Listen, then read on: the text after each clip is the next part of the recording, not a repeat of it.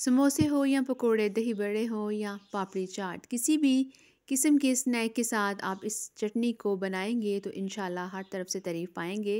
बिस्मिल्लाहिर्रहमानिर्रहीम, अस्सलाम वालेकुम नाज़रीन सामीन, welcome back to my channel. मैं हूं मिसेस अली और आप देख रहे हैं देसी तड़का एट होम विद मी। तो आज मैं आपके साथ इमली की खट्टी मीठी चटखारेदार एक चटनी की रेसिपी शेयर करूंगी। इसके लिए कौन कौन सी चीज़ें चाहिए और किस तरह से बनती हैं, इसको जानने के लिए मेरी रेसिपी एंड तक ज़रूर देखें ताकि हर चीज़ आपको सही समझ में आ जाए और कुछ भी मिसिंग ना हो। तो चलिए फिर स्टार्ट करते हैं। इसके लिए तकरीबन 1 पाव के करीब मैंने इमली ली है। ये इमली लाल रंग की है। मार्केट में 2 तरह की इमली आती हैं, एक काली और एक लाल। तो इस चटनी के लिए मैं लाल रंग की इमली इस्तेमाल करूँगी। इससे रंगत इसकी बहुत अच्छी आती है। इसको अब मैं एक खुले बर्तन में डालूँगी। ये जो तरीका मैं आपके साथ शेयर करने लगी हूँ बड़ा अच्छा तरीका है। इससे आप बड़ी आसानी से सिर्फ 5 मिनट के अंदर ही आप इमली का गूदा और इसकी गुठलियाँ अलग कर लेंगे। इस तरह से हमने इस इमली को इसमें डाल दिया। अब मैं आपको जो तरीका बता रही हूँ, जो स्पेशल तरीका है, वो ये है कि आप इस तरह का एक गिलास लेंगे जो हर घर में मौजूद होता है। ये शीशे का नॉर्मल गिलास है। ये सिर्फ एक मेजरमेंट के लिए मैं आपको बता रही हूँ। इस गिलास में हम नीम गर्म पानी ऐड करेंगे। नीम गर्म से थोड़ा सा तेज़ पानी हम इसमें डालेंगे। पानी इतना गर्म हो कि अगर आप इसमें हाथ डालें तो वो आपको बर्दाश्त हो सके। इस तरह के 2 गिलास इसमें ऐड कर देने हैं। ये बड़ी आसानी से बहुत जल्दी ये गुठलियाँ और जो गूदा है वो अलहदा हो जाता है। इस तरह से ये दूसरा गिलास भी इसमें ऐड कर दिया है। अब इसको हम हाथों से मिक्स करेंगे। ये देखें, इस तरह से आपने अच्छी तरह से इसको मिक्स करना है, अच्छी तरह से इसको मसलना है। ये देखें इस तरह से, ताकि ये गुठलियाँ जल्दी से और आसानी से अलहदा हो जाएं। इसको अब मैं 2 मिनट के लिए ढाँप कर रखूँगी और 2 मिनट के बाद ये देखें थोड़ा सा और ये नरम हो गया है। अब ये बड़ी आसानी से ये उतर जाएंगी। जितना मुमकिन हो सके आपने इसको ज़ोर ज़ोर से मलना है।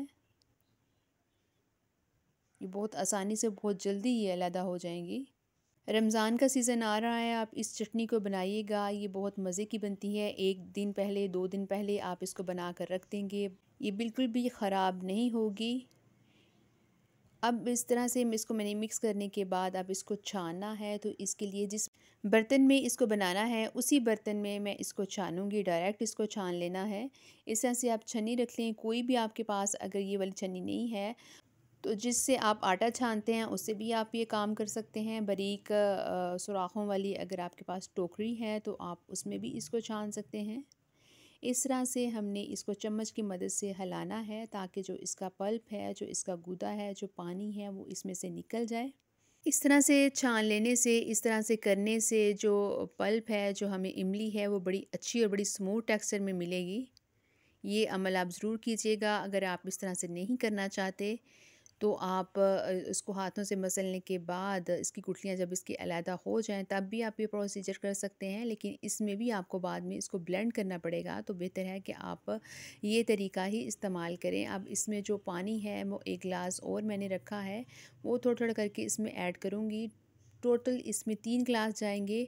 अब जो बाकी बाकी का गुदा रह गया है उसको हमने बिल्कुल भी नहीं फेंकना है, बल्कि उसको भी मैं जो आधा गिलास पानी रह गया है उसको इसमें डालकर फिर से वही प्रोसीजर हमने दोबारा करना है जो हमने पहले किया था। ये देखिए, इससे मज़ीद इसमें से जो गूदा रह गया है वो निकलेगा और ये अब काफ़ी हद तक नरम हो चुकी है। तो ये बड़ी आसानी से अलहदा हो रहा है।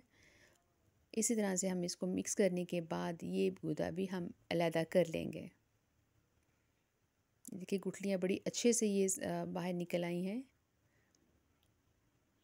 इसको अब हम अलग करेंगे। अब इसमें जो चीज़ें ऐड करनी हैं वो मैं आपको बताती हूँ। जो मसाले इसमें जाने हैं, बहुत कम क्वांटिटी में मसाले इसमें ऐड होंगे और बहुत मज़े की ये बनेगी। इसमें हाफ़ टी स्पून के करीब मैं नमक ऐड करूँगी। बड़ी परफेक्ट क्वांटिटी है जो मैं आपको मसालों की बता रही हूँ। हाफ़ टी स्पून से थोड़ा सा कम इसमें हम कुटी हुई लाल मिर्च ऐड करेंगे। हाफ़ टी स्पून ही इसमें पिसा हुआ काला ज़ीरा ऐड करेंगे जो भुना हुआ भी है, और थोड़ी सी मैं इसमें अदरक का पाउडर ऐड कर रही हूँ। अगर आपके पास अदरक का पाउडर नहीं है तो आप थोड़ी सी अदरक इसमें आधी इंच के बराबर इसमें आप क्रश करके डाल सकते हैं। अब इसमें थोड़े से मैं पुदीने के पत्ते भी ऐड करूँगी, इससे भी इसका टेस्ट बहुत अच्छा आएगा।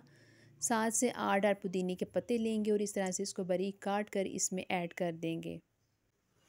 अब इसको चूल्हे पे चढ़ाना है। ये सारी चीज़ें जो इसमें ऐड करनी है वो हमने डाल दी हैं। अब एक और चीज़ ऐड करनी है जो मैं जब चूल्हे पे रखूँगी तब इसमें ऐड करूँगी।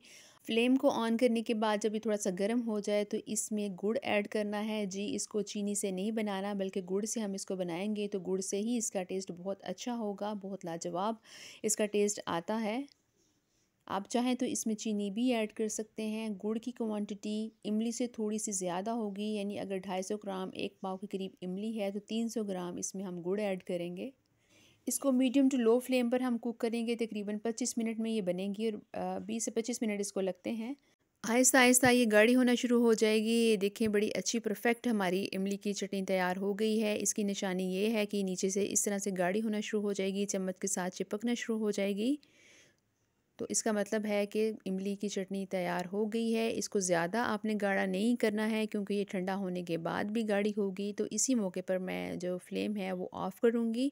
जब ये ठंडी हो जाए तो इसको आप एयर टाइट कंटेनर में डाल कर रख दें। महीनों भी ये ख़राब नहीं होती। पूरा रमज़ान आप इसको इस्तेमाल कीजिएगा। एयर टाइट कंटेनर में आपने इसको डालना है और ये बिल्कुल भी ख़राब नहीं होगी।